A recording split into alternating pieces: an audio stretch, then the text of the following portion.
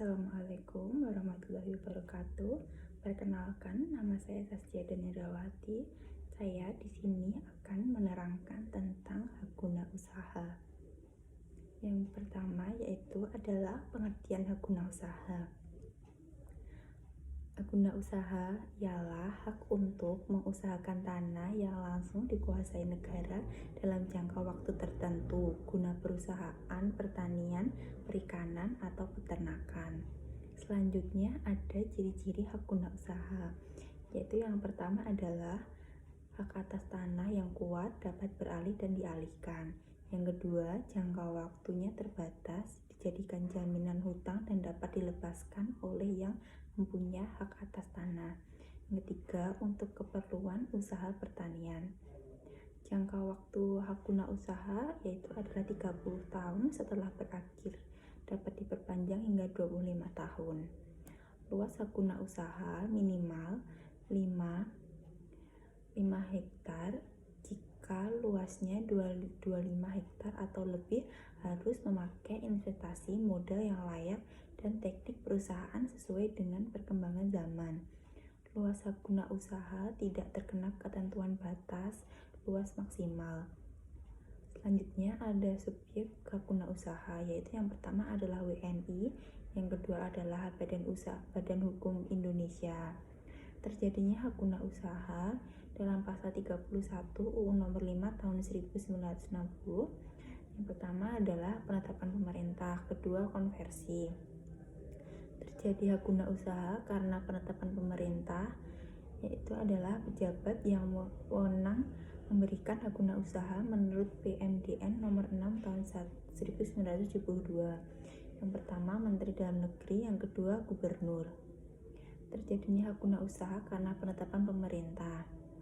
Permohonan diajukan kepada 1. Menteri Dalam Negeri jika luas tanahnya melebihi 25 hektar dan atau untuk tanaman keras. 2. Gubernur apabila luasnya tidak melebihi 25 hektar dan bukan untuk tanaman keras. Permohonan diajukan melalui BPN. Surat permohonan berupa daftar isian yang standar. Permohonan dilengkapi dengan 1. Bonafide dan likuiditas permohonan. Yang kedua, rencana pengusahaan tanah tersebut baik jangka pendek maupun jangka panjang. 3. Tenaga ahli yang tersedia. Keempat, rekomendasi dari instansi yang dianggap perlu sehubung dengan kegiatan pemohon. Jika persyaratan sudah lengkap, maka panitia B tingkat provinsi mengadakan pemeriksaan terhadap tanah pemohon. Hasil pemeriksaan disusun dalam suatu risalah. Panitia B menurut SK MDN nomor 142 tahun 1973 terdiri dari ketua, kepala Direktorat Agraria sekarang BPN, anggota 1 seorang pejabat dari Pemda provinsi, yang kedua kepala dinas perkebunan atau pertanian atau peternakan, yang ketiga bupati atau pejabat yang ditunjukkan, sekretaris yang bukan pejabat dari BPN. Jika tidak ada keberatan instansi yang berwenang mengeluarkan surat keputusan pemberian hak guna usaha, khususnya mengenai hak guna usaha yang kewenangannya ada pada Menteri Dalam Negeri, harus didengar lebih dahulu pertimbangan dari tim pertimbangan hak guna usaha untuk perkebunan besar. Persyaratan yang masih harus dipenuhi yaitu adalah pertama, membayar uang masukan ke kas negara, uang wajib tahunan, uang ganti rugi, uang kesejahteraan daerah. Yang kedua, mendaftarkan hak guna usaha di kantor pertahanan. Lahirnya hak guna usaha sejak tanggal didaftarkan atau dicatat dalam buku tanah. Hak guna usaha telah didaftarkan atau dicatat dalam buku tanah, kemudian pemohon diberi sertifikat hak guna usaha. Sertifikat hak guna usaha terdiri dari salinan buku tanah dan surat ukur yang dijilid menjadi satu dalam bentuk tertentu. Sertifikat berfungsi sebagai surat tanda bukti pemegang atau pemilik hak guna usaha.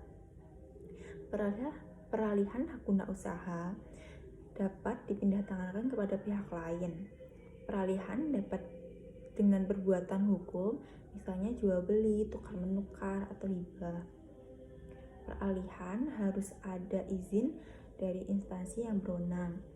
Peralihan harus dilakukan dengan akta yang dibuat oleh PPAT khusus untuk hak guna usaha tanah perkebunan. Peralihan hak guna usaha harus didaftarkan ke kantor pendaftaran tanah. Pembebanan hak guna usaha dapat dijadikan jaminan hutang, misalnya hipotek.